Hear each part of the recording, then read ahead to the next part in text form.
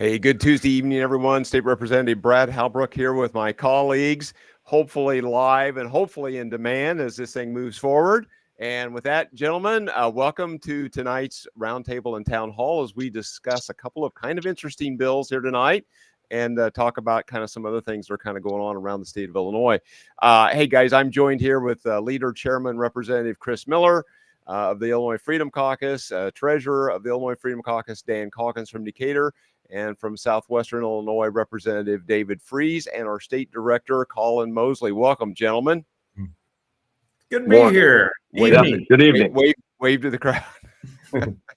Hey, guys, let's do this. Let's just get right into these bills, and then maybe we'll just have a few closing comments as we wrap up this evening to be sensitive of everybody's time. And with that, let's bring up our slides.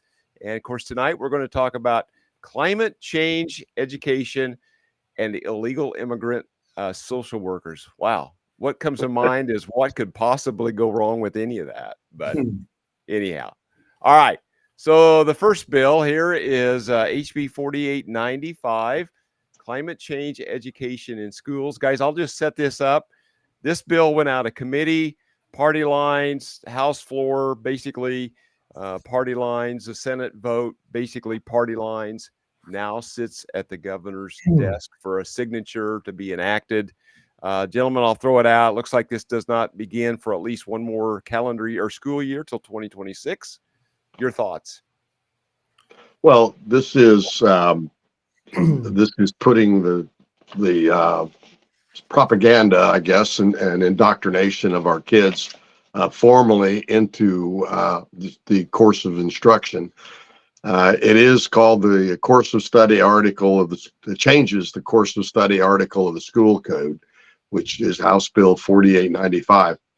And you're correct, Brad, it doesn't go into effect until school year 26-27. However, the curriculum needs to be developed in school year 2025. So starting next year, the State Board of Education is going to be working on developing a curriculum that every public school has to provide. This demands, again, every public school has to provide a course of instruction on climate change. And I hate to say that because I know Chairman Miller will have a heart attack when we talk about climate change. What the bill does, and I took a couple of notes here from our time on the floor. Environmental, the course of instruction has to talk about the environmental and ecological impacts on individuals and communities. They have to talk about evaluating solutions for addressing and mitigating the impact. And there's a whole lot of stuff in there. Part of the course of instruction is about the conservation of natural resources, air pollution, water pollution, waste reduction, recycling, and the effect of excessive use of pesticides. So that's what this course of instruction is. But if you dig down at the bottom of the bill, there's a little part of it that's called Green Cleaning School Act. So that's also in there, and it talks about having to, they're now going to start dictating what can be used to clean our schools, their restrooms, locker rooms, showers, classrooms. So we're now hidden in the bottom of that bill is the Green Cleaning School Act. So we'll see what that unfunded mandate requires. Yeah, the sad thing is, guys, is that this has already taken place. It has been for years. There's a reason why we got a bunch of mind-numb robots coming out of our education system. You know, yeah, they believe in climate change, but they can't tell you what any report says because they don't have the background, the knowledge there to read at grade level, to read any report or any book. They're just being preached to. It's really sad commentary for our public school system right now. Absolutely. If you want to zoom in on this, Brother Holbrook, Representative Holbrook, you can. Is there any way you can switch that? Oh, yeah. It says they're lying to you.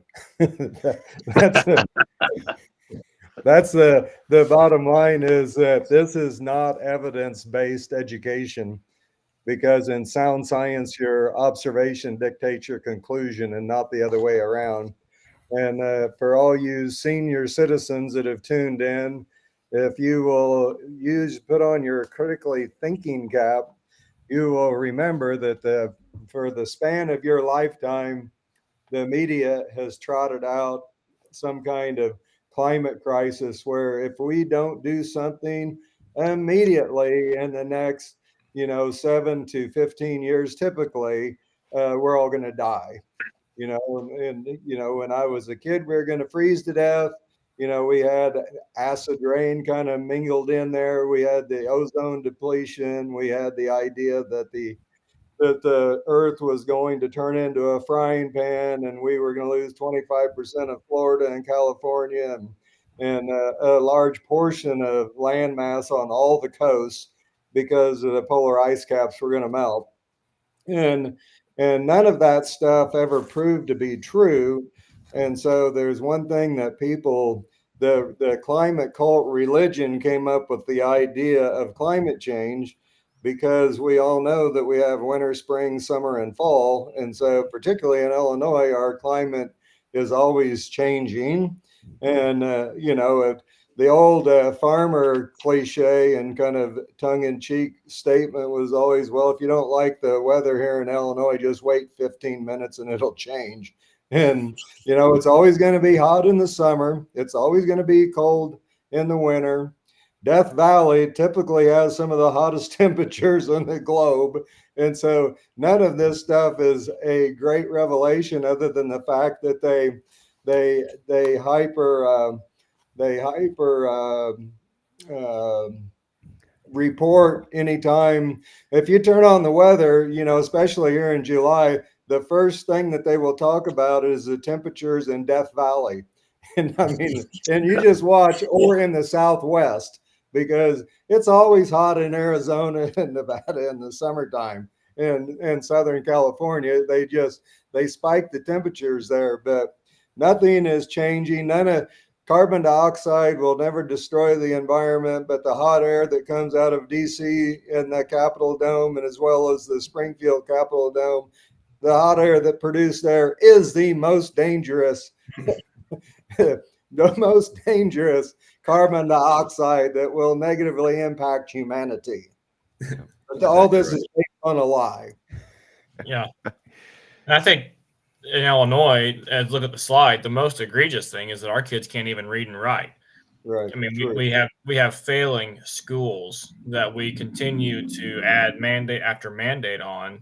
And so, rather than try to improve literacy or improve math skills, or, give these kids a chance, we're just going to add another classroom mandate and spend more time talking about carbon dioxide killing the population. It's just ridiculous. And, and we wonder why we got to spend, millions of dollars more than any other state around us and have worse results. Right. Yeah. How about a safe school where the kids can actually study safely? Wouldn't that be nice? Yeah. Right. Well, I know that even the Apostle Paul saw this coming, because he writes about it in 2 Thessalonians chapter 2. It says that God will send them strong delusion who believe the lie, who receive not the love of the truth. And it's because the climate cult people have received not the love of the truth. They're denying that in the beginning God created the heavens and the earth. And so because of this systematic rejection of the truth that we find in the scriptures, God will give them over to a reprobate mind. It talks about that in Romans 1, and it talks about it here in 2 Thessalonians 2. So it's not a big shocker to believers about what's going on here. Right. I saw a funny image yesterday that said if Paul wrote a letter today, he would say, "Dear church, I hope this letter finds you before I do." That's great. Chris, do you think all of the things that we're doing to try to mitigate climate change is actually affecting the climate? I mean, we're taking CO2 out. We're taking all the chemicals out. We're getting ready to take the change the aviation fuel to supposedly stop some of the pollution from all these airplanes. I mean, could all of these things that we're doing be having a negative effect on the climate? Anybody talk about that? I think that's an excellent question that you bring up there and an observation, because in the fact sheet that was produced by the Obama administration, and you would have to think that the Environmental Protection Agency during the Obama years would be just as bad as the Environmental Protection Agency that exists now. And they suggested that if they did all of the proposed regulations to reduce carbon emissions, throughout the spectrum, that it would by 2100, by the year 2100, the net effect would be a lowering of the temperature by 0.02 degrees. And that's if they did everything that they wanted to do. And so basically, it doesn't amount to Jack, his last name. And I think one of the things that always gets overlooked in this conversation is what are we doing to the environment to produce these EVs? I mean, if anybody's ever looked into that, we got to mine all this nickel and cobalt, all that stuff. I mean, and that's not being done here locally. That's being done in other countries where they are not concerned about the environment. Right. That's correct. That's correct. Yeah. So for some reason, it's less dangerous to the environment to mine these rare earth elements out of all these foreign lands than it is to mine and drill for coal and natural gas and oil in this country. Evidently, that's better for the environment to do that. But, I think it's woefully inept, and it's not very good thinking on that. Hey, gentlemen, let's close this out. I just want to make one additional comment. They've also, this legislation provides for a working group made up of students, educators, and experts in the area of climate change. Many agency directors or their designee. They've got at least 4 or 5 main tasks here. But this is what's interesting is the first issue, the premise they start with is the basic foundation and definition of human-caused climate change. So that's the premise they start from. So that's kind of interesting. Hey, gentlemen, let's move on to the next slide. I want to nominate Representative Miller to be on that working group. Great idea. All right. So the next bill we want to talk about is HB 5457, which will provide social work licenses for illegal aliens. Gentlemen, similar situation here. Went out of committee party lines through the Senate and House chambers on party lines, waiting on the governor to sign this. Just basically says the department shall make reasonable accommodations for applicants whom English is not their primary language and a test in their language is not available. So this makes so you don't have to speak English to be able to do social work. What's your thoughts, gentlemen? I'll throw it up. Well, this is again another one of these accommodations that English is not our first language, and I guess we can sympathize somewhat that we need bilingual speakers to do clinical social work. But there's another part of this bill that doesn't get talked about very much. And it says that the agency cannot deny a license because of immigration status. So you don't have to be a citizen. And then it says the agency can't revoke or discipline a license holder based on an immigration violation. So we are now opening up another line of work for illegal immigrants at the expense of trying to do what we hear from the Democrats and their caucus, particularly the Black Caucus, on every bill. What's this do for my community? How is this going to help my people? Well, ladies and gentlemen, in the Democratic Black Caucus, you all just voted for a bill that is going to make it more difficult for you to promote, educate, promote, and employ the members of your community because of J.B. Pritzker's sanctuary state. Let's do everything for immigrants. And leave the rest of us behind. Hope that wasn't too Yeah, I'm harsh. always fascinated by how the Democrats posture themselves when it comes to illegals. I mean, having been in the service, I've been to numerous countries, and in no time did I ever think that the laws of that country where I'm at don't apply to me. But for whatever reason, people who are in this country illegally, our laws don't apply to them. You know, for starters, actually, they came into the country illegally. It just baffles me. Right. Yeah, and I think this last statement here is: do we really want illegal aliens performing social work on our kids and families? Director, I don't know if you had a comment there about that or something else, or Leader Miller. Go I ahead, think Chris. it's an absolute correct observation, and I would guess that most people that love their families don't want illegals having any kind of impact on them, mainly because they don't even speak the same language. And by the way, as a sidebar, I am bilingual, if you guys didn't know that. I speak Southern Illinois and I speak East Central Illinois. And so there is a difference in syllables there. Two language. Right. Well, the problem with, as to your point about the social work thing, I mean, we have, it's an all out attack because, okay, our kids can't read and write. Now they're going to learn about climate change. And then they're going to have all this gender, you know, the DEI and the culturally responsive teaching and leading standards. And then, oh, by the way, we're going to mandate mental health screenings. And then we're going to bring in social workers who are illegals. Right.